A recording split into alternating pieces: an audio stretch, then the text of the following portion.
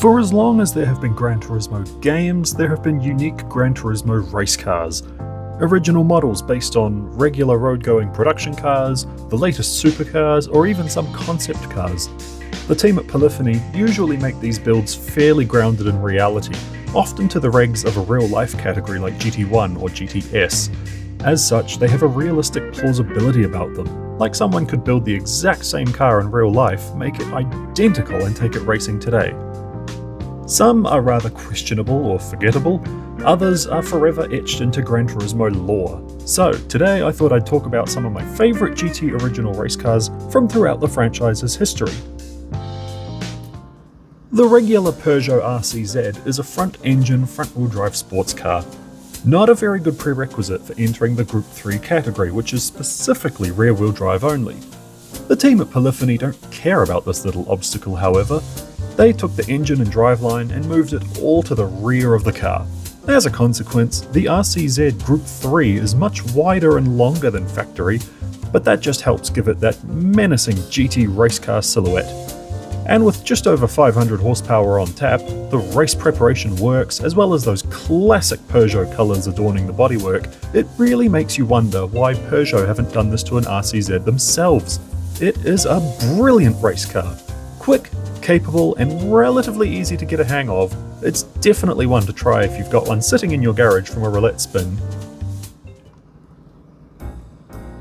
The idea of taking a front-engine front-wheel drive car and making it MR dates a lot further back than the Peugeot. In fact, in the very first GT game, you had the Honda CRX DelSol LM. Like the Peugeot, it's a humble sports coupe that's been turned into a fire-breathing monster. Unlike the Pug, it's still largely the same size and shape as the base model, albeit with a pretty clean body kit.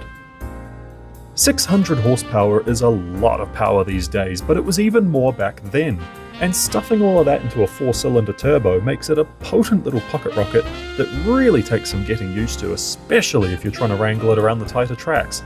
Trust me though, the mastery is worth it. It is a bit of a shame that this CRX only ever remained on the PS1 era of GT games, but by the same token, I'm fairly certain that in today's GT7 scene, a compact 2-door mid-engine rear-wheel drive car with 600 horsepower as well as that distinctive 90s turbo lag, yeah, that probably wouldn't be the most loved car. Ah well, rose-tinted glasses and all that. The Mitsubishi FTO is a fairly obscure sports car, not because it's rare, but rather it just constantly gets overshadowed by Mitsubishi's Evo lineage. But with it recently returning to GT7, I figured I'd bring up this absolute weapon of a racing car that was a huge help to me in my GT4 playthrough back in the day. This FTO Super Tourer was conceived when Kaz heard a rumour that Mitsubishi were planning a 4-wheel drive turbo FTO, which would essentially be an FTO Evo. While the car never actually made production, the team at Polyphony still ran with the idea and created a bespoke racing car that would go on to etch itself into the minds of GT fans everywhere. Power output was kept comparatively modest, but it weighed in at less than a ton, and it had enough aero to rival the JGTC cars of the day. Despite all that, Polyphony decided that still wasn't enough, and they gave it full-time 4-wheel drive, as well as the same active torque split system used in Mitsubishi's rally cars. The result was a capable race car that lacked a little bit of top-end speed, but more than made up for it in handling and sheer ease of use. This is easily one of the best race cars to use for those mid to sort of upper mid-level races, before you start needing to rely on prototypes and more Le Mans-focused machinery. Despite Pagani's list of track-only hypercars, their presence in actual organised motorsports has been pretty minimal, which is both a shame and also a reason why this Zonda LM race car stands out all the more vividly among GT's original race car lineup. Built in 2001 for Gran Turismo 3, this Zonda was designed for the GT1 regs of the day. Power output was kept largely the same, while the body was actually narrowed to comply with the regulations. The remainder of the upgrades were more to do with durability and handling. Bigger brakes, reinforced suspension, transmission, a larger radiator, that sort of thing. It is punchy, it's quick, and like the FTO, it's great for those intermediate level races. With some tuning you can probably go a bit further, but you'll still probably come to a point where you'd rather be in a CLK LM or a Pescalo perhaps. While Pagani did actually prepare a Zonda for racing and contest the 2003 ALMS, it was ultimately plagued with reliability issues and it failed to make much of a mark against the more established factory outlets. In the early 2000s, much hype was swirling around the R34 Skyline's successor. A concept in 2001 was revealed without warning, and it was met with much fanfare.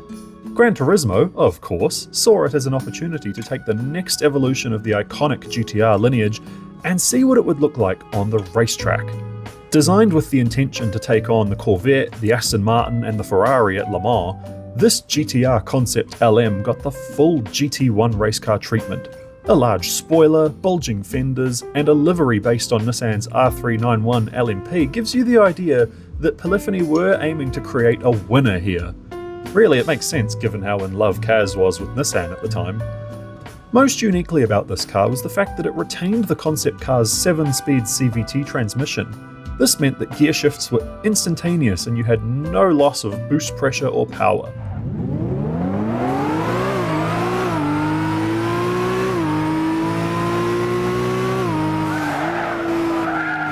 It was innovative back then and it's still pretty rare to come by in a race car today, but still, it makes for a unique driving experience in its own way. So there's a few of my favourite GT original race cars. Which ones do you most remember fondly? Do you still play any of the older GT games? Let me know your thoughts down below, and of course, thanks for watching.